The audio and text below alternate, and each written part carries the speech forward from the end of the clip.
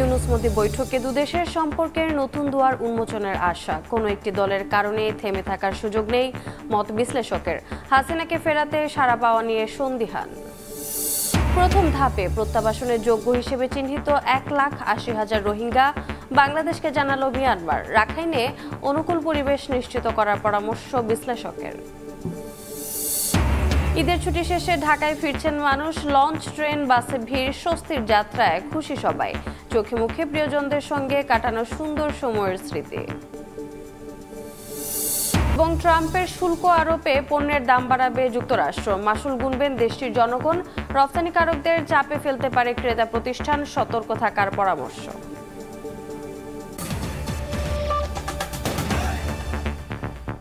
সকালের সময়ে সঙ্গে আছি আমি রোজা চৌধুরী। বাংলাদেশ ভারত সম্পর্ক সুপ্রাচীন, তাই কোনো একক রাজনৈতিক দলের কারণে দুই দেশের সম্পর্ক থেমে থাকতে পারে না। ব্যাংককে ডক্টর ইউনূস মোদি বৈঠক নিয়ে প্রতিক্রিয়ায় এমনই মত আন্তর্জাতিক সম্পর্ক বিশ্লেষকদের। তারা বলছেন এই বৈঠকের মাধ্যমে দুই দেশের নতুন সম্পর্কের দ্বার উন্মোচন হলো। আর সাবেক প্রধানমন্ত্রী শেখ হাসিনাকে ফেরত পাওয়ার বিষয়ে দিল্লির ইতিবাচক সাড়া নিয়ে সন্দিহান বিশ্লেষকরা। মনির হোসেনের রিপোর্ট। 5 আগস্ট শেখ হাসিনা সরকারের পতনের পর বাংলাদেশ ভারত সম্পর্কের অবনতি হতে থাকে। এছাড়া ভারতে বসে শেখ হাসিনার উস্কানিমূলক বক্তব্য দুই দেশের সম্পর্ক আরও জটিল করে তোলে। শুক্রবার বিমস্টেক শীর্ষ সম্মেলনে ডক্টর ইউনূস ও নরেন্দ্র মোদির বৈঠকের পর দুই দেশের সম্পর্কের গতি প্রকৃতি এখন কেমন হবে তা নিয়ে আলোচনা চলছে। এরই মধ্যে বিএনপি বৈঠককে ইতিবাচক হিসেবে উল্লেখ করছে। এতে সম্পর্কের তিক্ততা কমবে বলে মনে করছেন দলটির নেতারা। বৈঠকটা এটা আমাদের সামনে একটা আশার একটা আলো তৈরি করছে।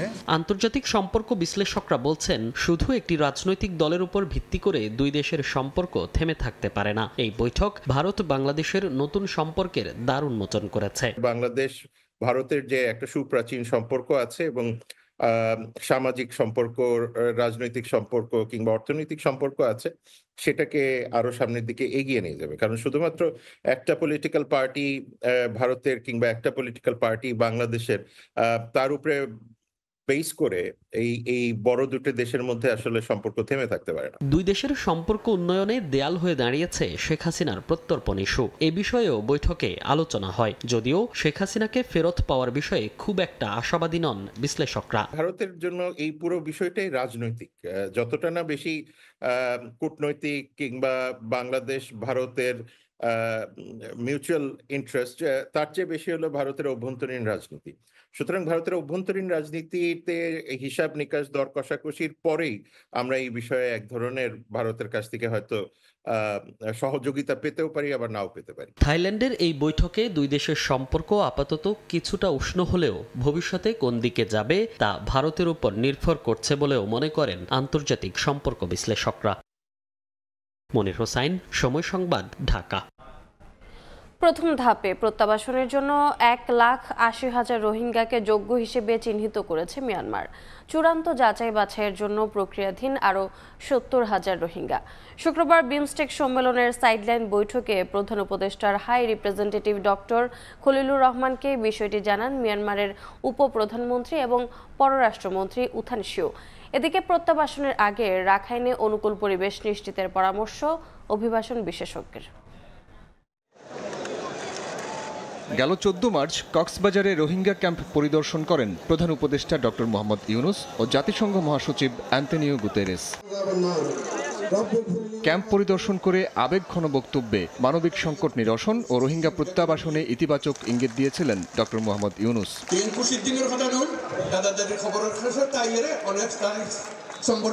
এর ধারাবাহিকতায় এবারের বিমস্টেক সম্মেলনের সাইডলাইন বৈঠকে শুক্রবার রোহিঙ্গা প্রত্যাবাসন নিয়ে বাংলাদেশকে সুখবর দিলেন মিয়ানমারের উপপ্রধানমন্ত্রী ও পররাষ্ট্রমন্ত্রী ইউ থান শুয়ে। প্রধান উপদেষ্টার উচ্চ প্রতিনিধি ডক্টর খলিলুর রহমানকে ইউ থান শুয়ে জানান, প্রথম ধাপে ফেরত নিতে 1,80,000 রোহিঙ্গাকে যোগ্য হিসেবে চিহ্নিত করেছে মিয়ানমার। অন্তর্বর্তী সরকারের প্রধান উপদেষ্টার ভেরিফাইড ফেসবুক পেজে এই তথ্য জানানো হয়েছে। পোস্টে বলা হয়েছে, বাংলাদেশে আশ্রয় নেওয়া ৮ লাখ রোহিঙ্গার তালিকা থেকে মিয়ানমার 1,80,000 রোহিঙ্গাকে প্রত্যাবাসনের জন্য যোগ্য হিসেবে চিহ্নিত করেছে। 2018 থেকে 20 সালের মধ্যে বাংলাদেশ 6 দফায় এই প্রাথমিক তালিকা দিয়েছিল। আরও 70,000 রোহিঙ্গার চূড়ান্ত যাচাই বাছাই তাদের ছবি ও নামের অতিরিক্ত পর্যালোচনার জন্য স্থগিত রয়েছে। প্রথম ধাপে 1,80,000 রোহিঙ্গাকে নিজ দেশে প্রত্যাবাসনের জন্য যোগ্য বলে চিহ্নিত করা হয়েছে। আরো 70,000 রোহিঙ্গার তথ্য, ছবি যাচাই বাছাইয়ে কাজ চলছে। আর এই প্রক্রিয়ায় একসঙ্গে কাজ করতে আমরা আগ্রহী। রাখাইনে নিরাপত্তা নিশ্চিত করা না গেলে প্রত্যাবাসন ঝুঁকিপূর্ণ হতে পারে বলে মনে করছেন অভিবাসন বিশেষজ্ঞ আসিফ মুনির। আরাকান আর্মির সাথে রোহিঙ্গাদের কিন্তু একটা বিপক্ষ অবস্থান রয়েছে, কারণ রোহিঙ্গাদেরকে জান্তা সরকার আবার এই যুদ্ধাবস্থার মধ্যে ব্যবহার করছে, বিশেষ করে সম্মুখ সমরের ক্ষেত্রে। এটা যেহেতু আন্তর্জাতিক সংকট, জাতিসংঘ থেকে শুরু করে আন্তর্জাতিকভাবে সেটা পর্যবেক্ষণ করে দেখতে হবে যে আসলে সেখানে নিরাপত্তার ব্যবস্থাটা আছে কিনা। আন্তর্জাতিক আইন মেনে রোহিঙ্গাদের অধিকার নিশ্চিতে মিয়ানমারের সঙ্গে আলোচনারও তাগিদ দেন তিনি। শুধুমাত্র প্রত্যাবাসন বিষয় হবে না, সেখানে আমরা ধারণা করতে পারি যে রোহিঙ্গাদের অধিকারের বিষয়টা নিয়ে আলাপ হবে।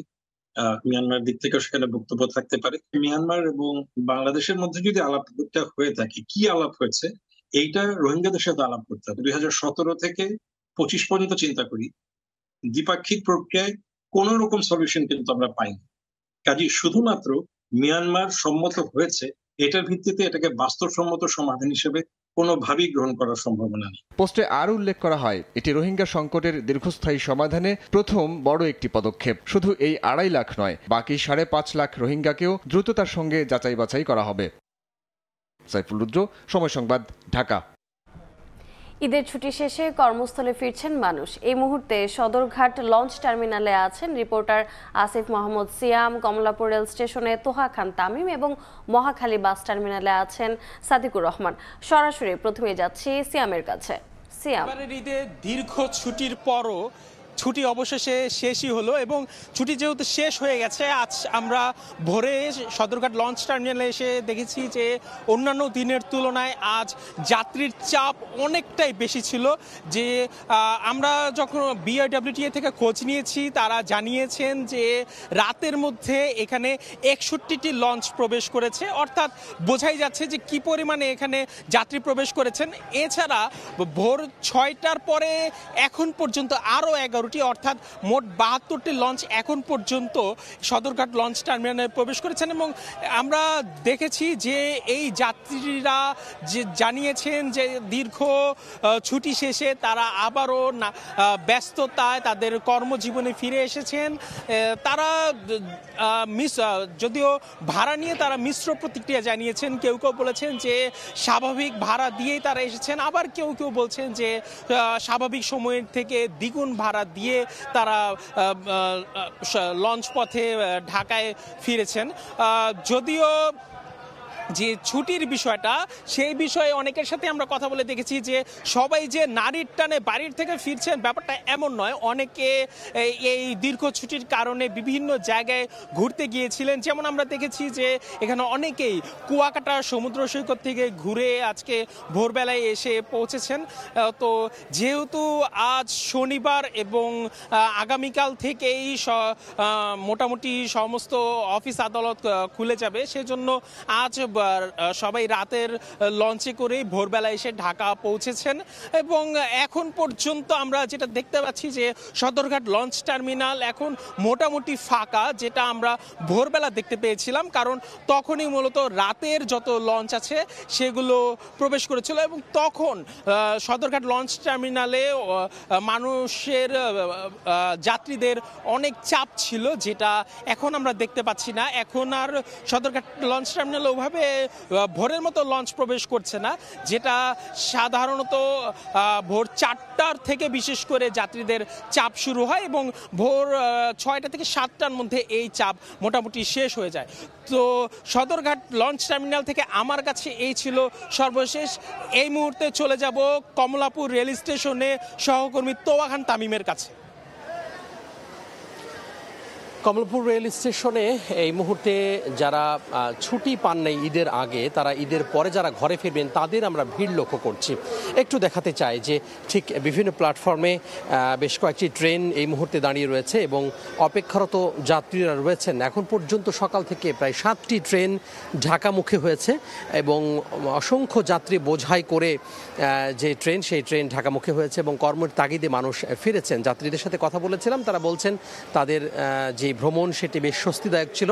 তারা যখন ঈদের আগে বাড়ি ফিরেছিলেন, নারীর টানে বাড়ি ফিরেছিলেন ঈদ আনন্দ উদযাপন করার জন্য পরিবার পরিজনের সাথে, সেটির যেই ভ্রমণ সেই অভিজ্ঞতা খুব ভালো ছিল এবং ফিরতি ট্রেন অর্থাৎ তারা যখন ফিরলেন কর্মের তাগিদে ঢাকায় বিভিন্ন কাজে কর্মে এবং ছুটি শেষ করে, তারা সেই ভ্রমণের অভিজ্ঞতাও বেশ দারুণ ছিল বলে আমাদেরকে জানিয়েছেন এবং বেশ স্বস্তিদায়ক ছিল। অর্থাৎ কোনো রকম ঝক্কি ঝামেলা ছাড়াই তারা ঘরে ফিরতে পেরেছেন। আর কিছুক্ষণ পরে বুড়িমারি এক্সপ্রেস যেটি উত্তরবঙ্গ থেকে ছেড়ে এসেছে সেটি আর কিছুক্ষণ পরে এখানে প্রবেশ করবে। এছাড়াও তিস্তা এক্সপ্রেস সেটি এখানে আসার কথা রয়েছে এবং একে একে আরও বেশ কয়েকটি ট্রেন ঢোকার কথা রয়েছে। প্রতিটি ট্রেনে আমরা দেখেছি যে যাত্রী বোঝাই ছিল এবং বেশ স্বস্তি নিয়ে তারা ফিরেছেন। আপনি জানেন যে এবার ঈদে লম্বা ছুটি ছিল ঈদের এবং সেই লম্বা ছুটি আজকেই শেষ হয়ে যাচ্ছে এবং আজকেই অনেকে ফিরছেন, যাতে করে বলা যায় যে একটু বিশ্রাম নিয়ে আবার আগামীকাল থেকে কর্মমুখর হয়ে ওঠেন। সেজন্য একটু এই গত কয়েকদিন ধরে যে ঈদের আনন্দ, ঈদ উদযাপন ছুটি কাটিয়ে মানুষ ফিরেছেন এবং আজকে একটু রেস্ট নিয়ে আগামীকাল থেকে আবার কর্মমুখর হয়ে উঠবেন। তো সব মিলিয়ে বলা যায় যে আরামদায়ক যেই যাত্রাপথ রেলপথ এবং এই রেলপথে মানুষ ফিরছেন, ঢাকামুখী মানুষ ফিরছেন। সকাল থেকে আমরা লক্ষ্য করছি যে ঢাকামুখী যে স্রোত মানুষের সেটি আসলে বাড়ছে এবং আজ সারা দিনই কিন্তু মানুষ আসতে থাকবে। তো এই ছিল রেল লাইনের খবর অর্থাৎ রেলওয়ের খবর। আমরা চলে যাব মহাখালী বাস টার্মিনালে, সেখানে আছেন আমাদের সহকর্মী সাদিক রহমান সড়ক পথের খবর জানতে। সাদিক, তো আমরা প্রতি বছর যেটা দেখি ঈদকে কেন্দ্র করে ঈদের আগে এবং ঈদের পরে যারা বাড়ি যান এবং বাড়ি থেকে ঢাকায় ফিরেন, এই যাওয়া আসাকে কেন্দ্র করে দেখা যায় যে বাস টার্মিনালগুলোতে ব্যাপক ভিড় থাকে, যাত্রীদের চাপ বেশি থাকে। কিন্তু এবার কিন্তু এটা ব্যতিক্রম দেখা যাচ্ছে, কারণ এবার ঈদের দীর্ঘ ছুটির কারণে কিন্তু দেখা যায় যে অনেকেই ঈদ শেষে ঈদের আনন্দ ভাগাভাগি করে কিন্তু বাড়ি থেকে ঢাকায় যে ফিরছেন বিভিন্ন এলাকা থেকে মানুষজন, তাদের কিন্তু চাপটা তেমন দেখা যাচ্ছে না, কারণ গত কয়েকদিন ধরেই ঢাকায় ফিরছেন এই সড়ক পথে মানুষজন ফিরছেন। এই জন্য কিন্তু দেখা যায় যে আমাদের এখানে চাপটা কিন্তু কম। আজকে আমরা যে চিত্রটা যেটা দেখতে পাচ্ছি যে আসলে যারা বাড়ি থেকে বিভিন্ন এলাকা থেকে ফিরছেন, বিশেষ করে এই গাবতলী বাস টার্মিনাল এবং আমি এখন যেখানে আছি যে মহাখালী আন্তর্জেলা বাস টার্মিনাল, এই বাস টার্মিনালে যেই এলাকাগুলি থেকে বাসগুলি ঢাকায় আসেন সেগুলো হচ্ছে ময়মনসিংহ, জামালপুর, শেরপুর, নেত্রকোনা সহ যে উত্তরবঙ্গের বিভিন্ন দিনাজপুর, রাজশাহী, বগুড়া সহ অন্যান্য এলাকা থেকে কিন্তু এখানে বাসগুলি আসে। সেই দূরপাল্লার বাসগুলিতে কিন্তু আমরা যেটা দেখতে পাচ্ছি যে যাত্রীদের ঢাকায় ফেরার চাপটা কিন্তু এখন বেশি, যেহেতু কালকে থেকেই আজকে যেহেতু শনিবার, আগামীকাল থেকে অনেকে অফিস করবেন, সেই জন্য কিন্তু আজকে শেষ দিন হিসাবে যাত্রীদের চাপটা একটু বেশি এবং গতকালেও কিছুটা চাপ ছিল। এবং আজকে আমরা যেটা দেখতে পাচ্ছি শুধুমাত্র ঢাকায় যে ফিরছে ঈদের আনন্দ শেষ করে তাই না, অনেকেই দেখতে পাচ্ছি যে ঢাকা থেকে আবার বাড়িতেও যাচ্ছেন কেউ, সেটাও আমরা দেখতে পেয়েছি। এবং একটা বিষয় যে এই যে ঈদের পরবর্তীতে বাড়ি ফেরাকে কেন্দ্র করে যে দেখা যায় যে অনেক সময় বাড়তি ভাড়ার যে অভিযোগগুলি করা হয় যাত্রীদের পক্ষ থেকে, সেই অভিযোগ কিন্তু আজকে নেই। এখানে বিআরটি সহ সরকারের বিভিন্ন সংশ্লিষ্ট যেই বিভাগগুলি আছে তারা কিন্তু মনিটরিং করছেন এবং সেটা কিন্তু কার্যকর আছে। কেউ বাড়তি ভাড়া নিতে পারছে না এবং এই পরিবহন সেক্টরে কেউ কিন্তু কোনো নৈরাজ্য করতে পারছেন না, সেটাও আমরা জানি। আরেকটা বিষয় যে ঢাকা ময়মনসিংহ হাইওয়েতে যেই যানজটের সৃষ্টি হয় ঈদকে কেন্দ্র করে, এটা কিন্তু এখন খুব কমই দেখা গেছে, কারণ ট্রাফিক ম্যানেজমেন্টে কিন্তু খুব চমৎকারভাবে কাজ করছে বলে আমরা জানতে পেরেছি। তবে কিছু ক্ষেত্রে দেখা যায় যে রাস্তার উপরে অনেকে বাজার সৃষ্টি করে প্রতিবন্ধকতা সৃষ্টি করছেন, সেজন্য সমস্যার সৃষ্টি হচ্ছে। এই ছিল এখান থেকে সবশেষ তথ্য। সরাসরি যুক্ত ছিলাম সদরঘাট, কমলাপুর এবং মহাখালীতে। সকালের সময়ে আরও থাকছে মেট্রো যাত্রায় হরহামেশা একক টিকিট নিয়ে জটিলতা, এমআরটি পাস নিয়েও আক্ষেপ যাত্রীদের। সেবা সহজ করতে জাপান থেকে আনা হচ্ছে অ্যাপ, দেশীয় প্রযুক্তিতে তৈরির পরামর্শ। ট্রাম্পের খ্যাপাটে শুল্ক আরোপের মাসুল দিন শেষে দেশটির নাগরিকদেরই গুনতে হবে। তাই এর কতটা নেতিবাচক প্রভাব পড়বে রপ্তানিকারক দেশে তা নিয়ে দ্বিধাদ্বন্দ্বে পড়েছেন তৈরি পোশাক শিল্পের উদ্যোক্তারা। তবে ক্রেতা প্রতিষ্ঠানগুলো শুল্কভার উৎপাদকদের কাঁধে চাপানোর চেষ্টা করতে পারে বলে শঙ্কা তাদের। এদিকে স্বল্পোন্নত দেশ হিসেবে বাংলাদেশকে সুবিধা না দিয়ে উল্টো শুল্কের চাপে ফেলাকে অন্যায্য হিসেবে দেখছেন বিশেষজ্ঞরা। যুক্তরাষ্ট্রের পণ্য আমদানিতে শুল্ক বাড়ানোর যে ঘোষণা দিয়েছেন ডোনাল্ড ট্রাম্প, তাতে রপ্তানিকারক দেশ কতটা ক্ষতিগ্রস্ত হবে সেই হিসাব মেলাতে সময় লাগলেও ভোক্তা হিসেবে দিন শেষে এর পুরো চাপ বহন করার কথা মার্কিন নাগরিকদেরই। তবে তাদের স্বস্তি দিতে ক্রেতা প্রতিষ্ঠানগুলো পোশাকের দাম কমিয়ে দিয়ে ক্রয়াদেশ দেওয়ার চেষ্টা করতে পারে বলে সতর্ক করছেন ব্যবসায়ী নেতারা। বায়াররা হয়তো এখন তারা ওই দেশের কাস্টমার বায়াররা হয়তো এখন ভাববে কি হয় কি দাঁড়ায় একটু আমরা দেখি। আমার কাছে মনে হচ্ছে যে একেবারে প্রাথমিক ইমিডিয়েট যে প্রেসারটা আমাদের উপরে আসবে সেটা হচ্ছে এই প্রাইস প্রেসার। এই অবস্থায় উদ্যোক্তারা যেন কম দামে ক্রয়াদেশ না নেয়, আবার ক্রয়াদেশও হাতছাড়া না হয় তা নিশ্চিতে সরকারকে উদ্যোগ নেওয়ার তাগিদ দিচ্ছেন রপ্তানিকারকরা। এখন এইটার ফল কোন দিকে যাবে এটা একটু সময় না যাওয়া পর্যন্ত বোঝা যাবে না। সুবিধা নেওয়ারও সুযোগ আছে যদি আমরা ভালোভাবে এটা নেগোসিয়েশন করতে পারি। সরকারেরও একটা পলিসি নেওয়া দরকার, যদি শেষ পর্যন্ত রপ্তানিকারকরা এই নেগোসিয়েশনের কারণে ক্ষতিগ্রস্ত হয়, সেই ক্ষেত্রে সরকার কিভাবে তাদেরকে এই সময়ে একটা সাপোর্ট দিতে পারে। স্বল্পোন্নত দেশ হিসেবে পণ্য রপ্তানিতে বাংলাদেশের সুবিধা পাওয়ার কথা থাকলেও নানা শর্তে বঞ্চিত করছে মার্কিন প্রশাসন। আবার উন্নয়নশীল দেশের চূড়ান্ত স্বীকৃতির পর মিলবে না অগ্রাধিকারমূলক কোনো বাণিজ্য সুবিধা। এই অবস্থায় প্রতিযোগিতায় টিকে থাকতে যুক্তরাষ্ট্রের সঙ্গে দ্বিপাক্ষিক ও আঞ্চলিক চুক্তি করার দিকে মনোযোগ দেওয়ার পরামর্শ দিচ্ছেন অর্থনীতিবিদরা। আমরা কিন্তু এমনিতেই 15% দিয়ে মার্কিন বাজারে যাচ্ছিলাম, তো সেখানে অন্যান্য দেশের সাথে যদি আমি তুলনা করি তাহলে বাংলাদেশের উপরে যেটা চাপানো হয়েছে এটা খুবই অন্যায্য হয়েছে তুলনামূলক বিচারে। এখন আমাদেরকে একটা হয়তো সুযোগ আছে দ্বিপাক্ষিক আলাপ আলোচনা করার। বাংলাদেশ থেকে মার্কিন বাজারে পোশাক আমদানিতে নতুন করে ট্রাম্পের আরোপ করা 37% সহ মোট 52% শুল্ক দিতে হবে বলে জানিয়েছে হোয়াইট হাউস। MS আরিফিন, সময় সংবাদ, ঢাকা।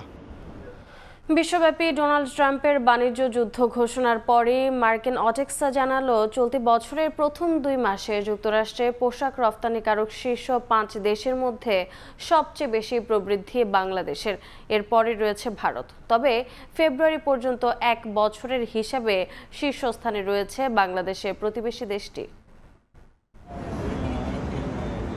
দীর্ঘদিন উচ্চ মূল্যস্ফীতির চাপ সয়ে ধীরে ধীরে স্বাভাবিক হচ্ছে মার্কিন অর্থনীতি। এরই ধারাবাহিকতার প্রমাণ চলতি বছরের প্রথম 2 মাসে 1355 কোটি 1,89,310 ডলারের তৈরি পোশাক আমদানি করেছে দেশটি, যা গত বছরের একই সময়ের চেয়ে 11.21% বেশি। এই ধারায় যুক্তরাষ্ট্রে বাংলাদেশি তৈরি পোশাক রপ্তানির প্রবৃদ্ধি হয়েছে সবচেয়ে বেশি। মার্কিন বাণিজ্য দপ্তর ওটেক্সার তথ্য, গেল ফেব্রুয়ারি পর্যন্ত 2 মাসে দেশটিতে বাংলাদেশি তৈরি পোশাক রপ্তানি হয়েছে 150 কোটি 7,67,574 ডলার মূল্যের, যা 2024 সালের একই সময়ের তুলনায় 26.64% বেশি। তবে বাজার দখলের দিক দিয়ে তৃতীয় অবস্থানেই রয়েছে। প্রবৃদ্ধির হিসাবে এর পরের অবস্থানেই রয়েছে তৈরি পোশাকের বিশ্ববাজারে বাংলাদেশের অন্যতম প্রতিযোগী দেশ ভারত। বছর ব্যবধানে গেল জানুয়ারি ফেব্রুয়ারিতে মার্কিন বাজারে ভারতীয় পোশাকের রপ্তানি আয় বেড়েছে 25.7%। তবে 1 বছরের হিসাবে ফেব্রুয়ারি পর্যন্ত সবচেয়ে বেশি প্রবৃদ্ধি 12.35% হয়েছে ভারতের। বাজার হিসায় দেশটির অবস্থান বাংলাদেশের পর। ভারতের পরে প্রবৃদ্ধিতে এগিয়ে মার্কিন পোশাকের বাজারে চীনের ঘাড়ে নিঃশ্বাস ফেলা এশিয়ার আরেক দেশ ভিয়েতনাম। 19.38% বাজার হিস্সা নিয়ে মার্কিন বাজার দখলে দ্বিতীয় অবস্থানে রয়েছে দেশটি। প্রবৃদ্ধিতে চতুর্থ অবস্থানে রয়েছে চীন। অন্যান্য দেশের তুলনায় গেল 1 বছরে দেশটির প্রবৃদ্ধি বেশ কম, তবে 20.44% বাজার হিস্সা নিয়ে প্রথম অবস্থান ধরে রেখেছে বিশ্ব অর্থনীতির দ্বিতীয় শীর্ষ দেশটি। এদিকে শীর্ষ 5 দেশের মধ্যে গেল ফেব্রুয়ারি পর্যন্ত 2 মাসে মার্কিন বাজারে ইন্দোনেশিয়ার তৈরি পোশাক রপ্তানি কমেছে 18.27%। 5.76% হিস্সা নিয়ে বাজার দখলের দিক দিয়ে পঞ্চম অবস্থানে রয়েছে দেশটি। অন্তরা সেন, সময় সংবাদ। মতিঝিল থেকে উত্তরা উত্তর মেট্রো 6 থেকে চালু হয়েছে মাত্র 1.5 বছর। এর মাঝে এই জনমনে একক যাত্রার টিকিট এবং MRT পাসের নানা জটিলতায় সৃষ্টি হয়েছে অসন্তোষ। যাত্রীরা বলছেন কার্ড ব্যবস্থা সহজ করতে না পারলে আস্থা হারাতে পারে মেট্রো সেবা। কর্তৃপক্ষের দাবি, এই ব্যবস্থা সহজ করতে জাপান থেকে আনা হচ্ছে বিশেষ মোবাইল অ্যাপ। প্রথম থেকেই ছিল পরিকল্পনার ঘাটতিও, তাই এখন ইচ্ছে করলেও সহজ করা যাচ্ছে না মেট্রো পাস ব্যবস্থা। তবে অ্যাপ তৈরির ক্ষেত্রে দেশীয় প্রযুক্তিবিদদের সহায়তা নিলে দীর্ঘমেয়াদী ফল আসতে পারে বলে পরামর্শ বিশেষজ্ঞদের। ধ্রুব ব্যানার্জির report. Kazipara metro station. Ticket vending মেশিনের লাইনে দাঁড়াতেই ঘটল বিপর্যয়, দেখা দিল যান্ত্রিক গোলযোগ। আঁচ করতে পেরে কল বাটন চেপে ডাকার চেষ্টা করা হলো মেট্রো কর্মকর্তাদের, তবে মিনিট 15 পরেও দেখা নেই কারো। 60 টাকা রাখছে আর 40 টাকা ব্যাক করছে, বাট টিকিট পাইছে একটা, আর একটা মেশিনের সাময়িক প্রবলেমের জন্য ভিতরে সমস্যা হয়েছে। এখন ভিতরে তো কোনো মানুষ নাই। 25 মিনিট বা আধা ঘন্টা যাবত আমরা দাঁড়িয়ে আছি, টিকিট কাটতে পারছি না। অবশেষে যাত্রীদের তোপের মুখে একজন দৌড়ে এলেন, দিলেন সমাধান। দুটি টিকিট কাটার পর আবারও বন্ধ টিভিএম। 3 জন ছিল, ওনারা গেছে, এর মধ্যে আবার সমস্যাটা দেখা দিচ্ছে। কল বাটনের চাপ দেওয়ার পরেও কোনো রেসপন্স আমরা পেলাম না। দ্বিতীয়বারের মতো আবারও এলেন মেট্রো কর্মকর্তা। এবার সময় সংবাদ তার কাছেই জানতে চায়, এতবার কল বাটনে চাপার পরেও কেন ভ্রুক্ষেপ নেই কারো। আসলে সমস্যাটার কারণটা একটু বলে যান যে আসলে সমস্যা মেশিনে আটকে যাচ্ছে ভাই, টাকা আটকে যাচ্ছে। মেশিনে টাকা আটকে যায়, আমি কল বাটন চাপার পর দেরি হয় কেন? ওইটার কল বাটনটা অ্যাক্টিভ। একক যাত্রা টিকিট নিয়ে এমন অভিযোগ যাত্রীদের কাছ থেকে আসে হর হামেশাই। শুধু তাই নয়, এমআরটি পাস নিয়েও আছে আক্ষেপ। একক যাত্রা টিকিটের ভোগান্তি কমাতে আনা হয়েছিল এমআরটি পাস, তবে এ নিয়েও সাধারণ যাত্রীদের মাঝে অসন্তোষ দেখা গেছে।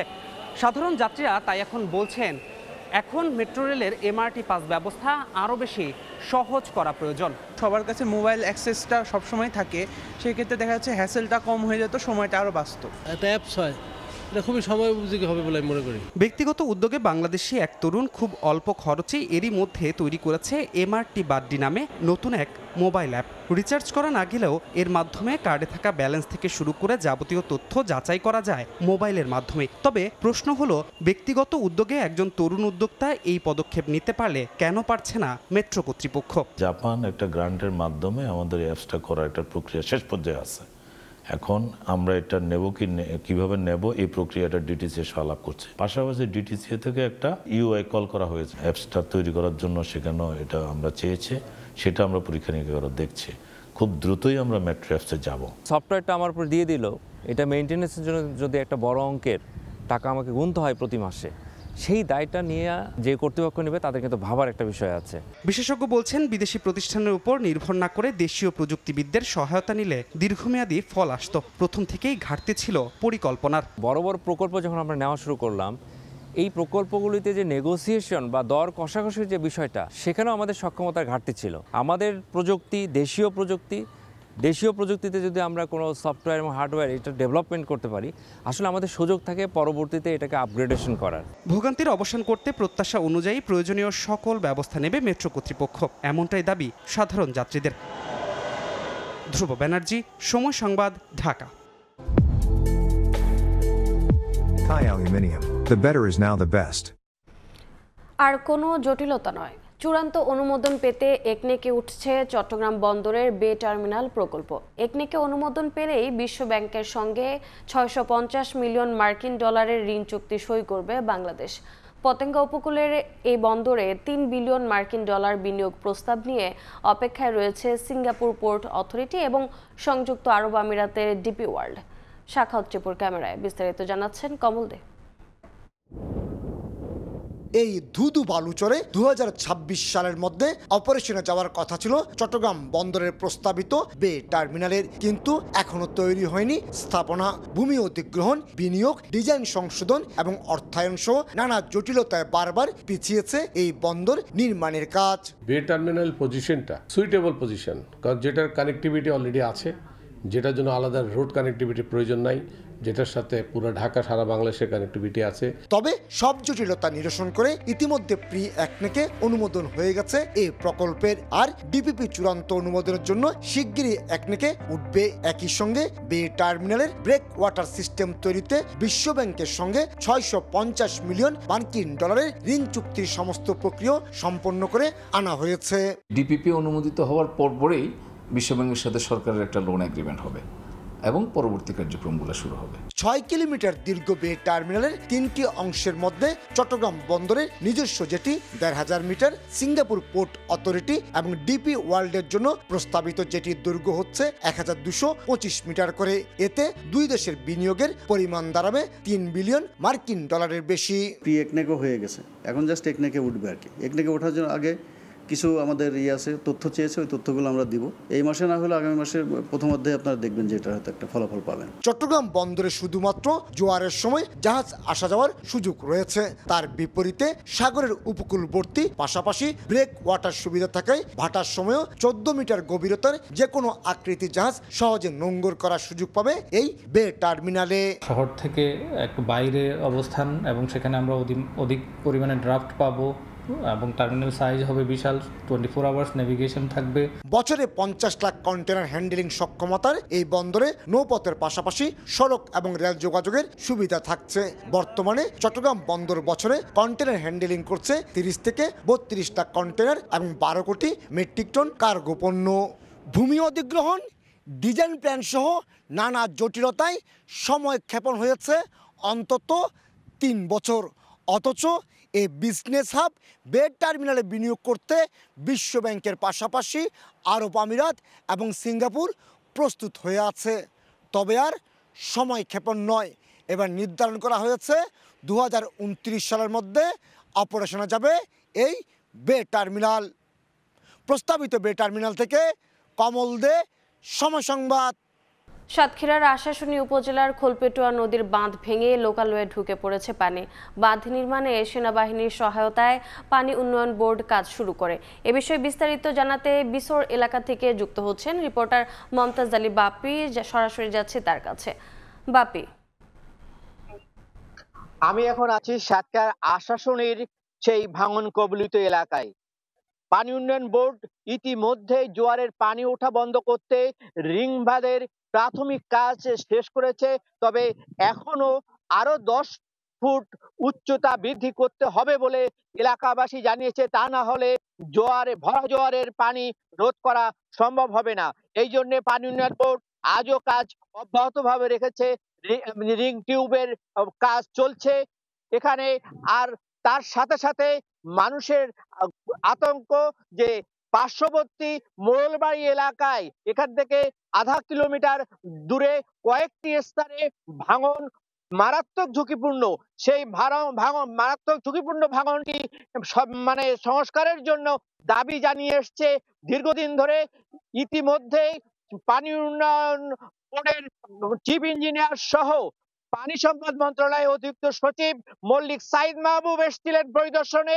সেখানে এসে তাদেরকে আশ্বস্ত করেছেন দ্রুতই এই বাঁধ সংস্কার করা হবে বলে তিনি জানিয়েছেন। তো এলাকাবাসীর দাবি যে প্লাবিত অঞ্চলে যে ক্ষতি হয়েছে সেই ক্ষতিটি যারা কিভাবে পূরণ করবে এ ব্যাপারে সরকারের হস্তক্ষেপ কামনা করেছে।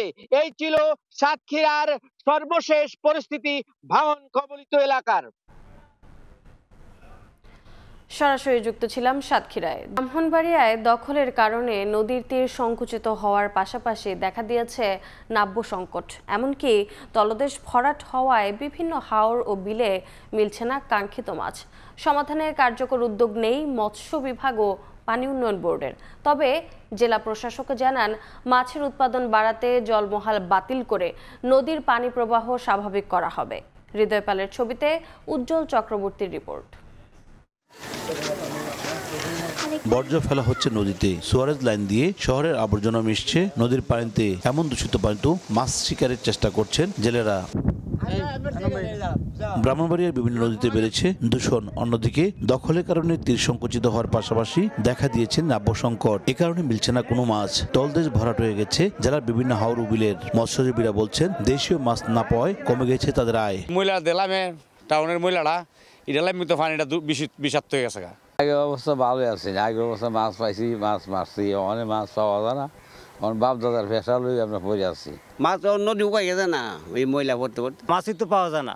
ওরা ওই করে কেয়ার করে লাড়ি ফোনা খাওয়া যায়, এই কারণে আমরা ওখানে খুব অর্থের মধ্যে আছি। বৃহৎ একটি জনগোষ্ঠী নদীর উপর নির্ভরশীল, তাদের জীবন জীবিকার উপর দৃষ্টি করে মানে গুরুত্ব দিয়ে কিন্তু সরকারের উচিত এখন এগুলো নিয়ে কাজ করা। এ নিয়ে উদ্যোগের কথা জানিয়েছে মৎস্য বিভাগ ও পানি উন্নয়ন বোর্ড। এই বিষয়ে আমরা জেলা প্রশাসনের সাথে আলাপ করেছি, উপজেলা মৎস্য অফিসার সহ উপজেলা নির্বাহী অফিসারগণের সাথে আলোচনা করেছি।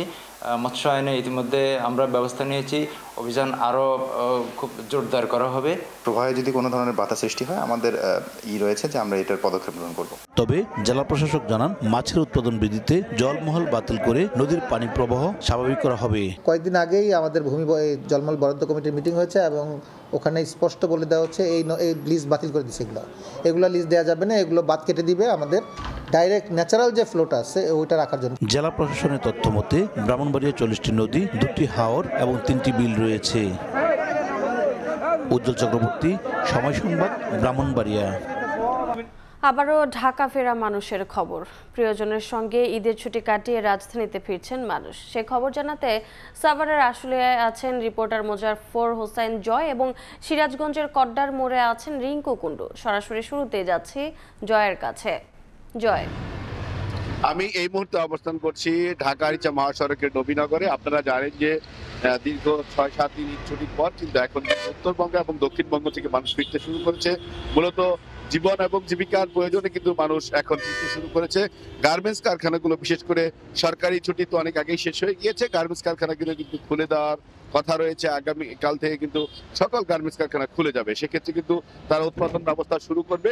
সেই উৎপাদন ব্যবস্থা শুরু করার কারণেই কিন্তু মূলত উত্তর এবং দক্ষিণবঙ্গ থেকে কিন্তু আমরা দেখতে পাচ্ছি গাড়ির তীব্র চাপ এখানে লক্ষ্য করছি, যে মূলত ঢাকা আরিচা মহাসড়ক এবং নবীনগর চন্দ্রা মহাসড়ক হয়ে উত্তরবঙ্গ এবং দক্ষিণবঙ্গ থেকে যানবাহনগুলো এসে থাকে। ঢাকামুখী যানবাহনগুলোর তীব্র চাপ পরিলক্ষিত হচ্ছে। আমরা ভোরবেলা থেকে সারা রাত কিন্তু যানবাহনগুলো আসতে ছিল এবং এখনো পর্যন্ত কিন্তু যানবাহনগুলো চলে আসছে এবং বিভিন্ন স্থানে যাত্রীরা নামছে, তাদের ব্যাগ এবং লাগেজ নিয়ে যার যার বাসায় চলে যাচ্ছে। তো ইতিমধ্যে আমরা যেটি জানতে পেরেছি যে মূলত আজকেই মূলত যে কাফেলাটি আসবে মূলত ঢাকার দিকে যে অর্থাৎ শহরমুখী যে কাফেলা আসবে সেখানে তীব্র গাড়ির চাপ থাকবে এবং আমরা সেটি পরিলক্ষিত করছি। ট্রাফিক পুলিশ আমাদেরকে জানিয়েছে যে ইতিমধ্যেই ব্যাপক সংখ্যক গাড়ি কিন্তু ঢাকা শহরে প্রবেশ করেছে এবং এখনো পর্যন্ত কিন্তু সেই আপনারা দেখতে পাচ্ছেন দীর্ঘ গাড়ির সারি এবং নবীনগর চন্দ্রা মহাসড়কের বিভিন্ন স্থানে এবং ঢাকা আরিচা মহাসড়কের বিভিন্ন স্থানে কিন্তু উত্তরবঙ্গ থেকে ঢাকাগামী পরিবহনের চাপ রয়েছে। তো আমরা এই বিষয়ে আরো জানতে চলে যাব সিরাজগঞ্জে, সেখানে রয়েছেন সহকর্মী রিঙ্কু কুণ্ডু। প্রিয়জনের সাথে ঈদের ছুটি কাটিয়ে মানুষ কিন্তু আবারও রাজধানীতে অর্থাৎ কর্মে ফিরছে এবং আজকে যেহেতু ছুটি শেষ হচ্ছে এবং আজকে আমরা যেটি দেখছি গত 2 দিনের তুলনায় আজকে কিন্তু উত্তরবঙ্গের যে সকল জেলা থেকে যানবাহন ফিরে আসছে, অর্থাৎ উত্তরবঙ্গের থেকে ঢাকামুখী যে সকল যানবাহনের চাপ, সেই যানবাহনের চাপ কিন্তু অনেকটা আজকে আমরা বেশি দেখেছি, লক্ষ্য করেছি এবং যাত্রী চাপও কিন্তু আসলে পর্যাপ্ত রয়েছে।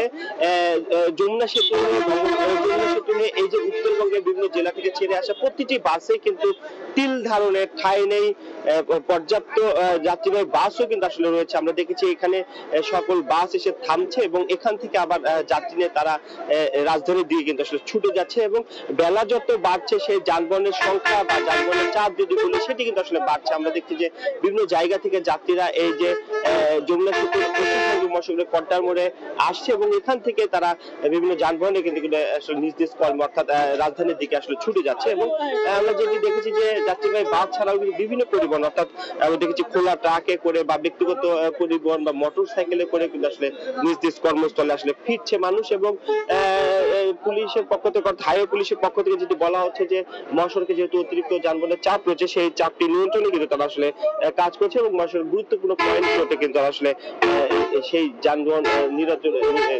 যানবাহনের অতিরিক্ত চাপ কাজ করছে। কিন্তু একটি বিষয় যে স্বস্তি বিষয় যে এবার যানবাহনের অতিরিক্ত চাপ থাকলে কিন্তু আসলে যানজটের যে ভোগান্তি সেই ভোগান্তি কিন্তু নেই এবং স্বাচ্ছন্দ্যে তারা ঈদে বাড়ি আসতে পেরেছে এবং বাড়ি থেকে ঈদ শেষে কিন্তু আসলে স্বস্তিতে তারা আবারও রাজধানীতে ফিরতে পারছে। তো আমরা বলতে পারি যে এক কথায় ছুটি শেষে মানুষ আসলে রাজধানীতে ফিরছে এবং বেলা যত বাড়ছে যানবাহনের চাপ এবং যাত্রী চাপ আসলে কিন্তু বাড়ছে। তো এই ছিল সিরাজগঞ্জ থেকে আমার কাছে ঈদ শেষে কর্মফেরা মানুষের সবশেষ খবর।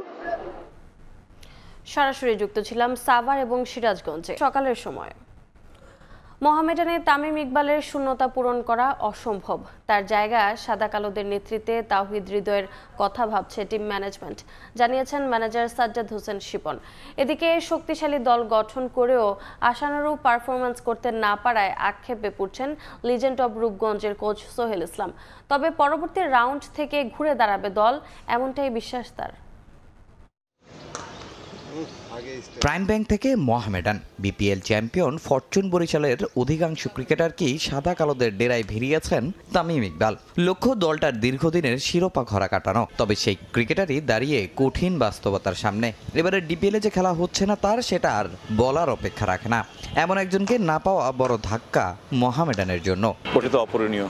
টাইমের জায়গা তো বেসিক্যালি কেউ ফিল আপ করতে পারবে না। মৌসুমে দুর্দান্ত ছিলেন তামিম ইকবাল। অসুস্থতায় পড়ার আগ পর্যন্ত 2 সেঞ্চুরিতে 7 ইনিংসে করেছিলেন 368 রান। তার নেতৃত্বে 6 জয়ে টেবিলের 3 নম্বরে মোহামেডান। এবার অধিনায়ক নিয়ে বিপাকে মতিঝিলের ক্লাব। আর সামনে জিম্বাবুয়ে সিরিজ থাকায় পরিবর্তন আনতে হবে দলের পরিকল্পনায়ও। তাহিদ হৃদয় হ্যাভ এ গ্রেট চান্স। যখন তামিম বাইরে ছিল তখন করছে, সো তাহিদ হৃদয় পসিবিলিটি বেশি, সেটা ক্লাবের ডিসিশন। এই একটা লিগ হচ্ছে এবার যে প্রতিটা খেলাই ইম্পর্টেন্ট। একটা খেলা হেরে গেলে অনেক পিছিয়ে হয়ে যাচ্ছে। আমরা অ্যাজিউম করছি 3-4টা প্লেয়ার যেতে পারে। এখন পর্যন্ত বোর্ড আমাদের কিছু জানায়নি ক্লাবকে। ওই চিন্তা করেই টিম করেছি। আমাদের 18-19 জনের মেম্বার আছে, তো ওখান থেকেই অ্যাডজাস্ট করা হবে ইনশাল্লাহ। এবারে ডিপিএলে মোহামেডানের মতো শক্তিশালী দল গঠন করেছে লিজেন্ডস অব রূপগঞ্জ। তবে নামভারের মতো কাজের কাজ করতে পারছে না দলটা। টেবিলে অবস্থান 6 নম্বরে ধারাবাহিক হতে পারছেন না সৌম্য জাকেররা, যা হতাশ করেছে কোচকে। তবে নবম রাউন্ড থেকে ভালো কিছু শুরু করার অপেক্ষায় দলটা। পেন অ্যান্ড পেপারসে আমরা স্ট্রং টিম। তো এখনও পর্যন্ত আমার কাছে মনে হয় যে আমাদের ছেলেদের যে ম্যারিট, যে কোয়ালিটি, এখনও পর্যন্ত আমরা সেই ধরনের পারফরমেন্স এখনও আমরা শো করতে পারি না। কিছু জায়গায় আমার মনে হচ্ছে যে ছেলেদের আরও ডেভেলপ করার স্কোপ আছে, সবাই কাছাকাছি শক্তিমত্তার দিক থেকে। তো ম্যাচ ডেতে যারা আসলে ভালো খেলছে এবং যে প্ল্যান করে আসছে, ওই এক্সিকিউশন যাদের ভালো হচ্ছে তারাই ভালো খেলছে। তো স্টিল আমি আমার ছেলেদের উপরে এখনও খুবই আশাবাদী। রোববার থেকে শুরু হবে ডিপিএল এর নবম রাউন্ড। প্রথম দিনে মাঠে নামবে মোহামেডান, আবাহনী, প্রাইম ব্যাংকের মতো জায়ান্টরা। তামিম হোসেন, সময় সংবাদ, ঢাকা। সকালের সময়ের শীর্ষ সংবাদগুলো জানিয়ে দিচ্ছি আরেকবার। ইউনুস মোদি বৈঠকে দুদেশের সম্পর্কের নতুন দুয়ার উন্মোচনের আশা। কোনো একটি দলের কারণে থেমে থাকার সুযোগ নেই মত বিশ্লেষকের। হাসিনাকে ফেরাতে সাড়া পাওয়া নিয়ে সন্দিহান।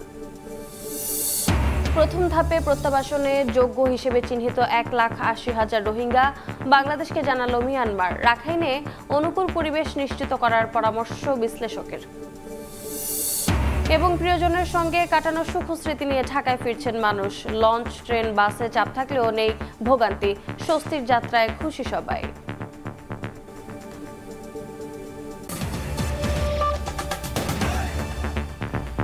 এ ছিল সকালের সময়। সঙ্গে থাকুন সময়ের।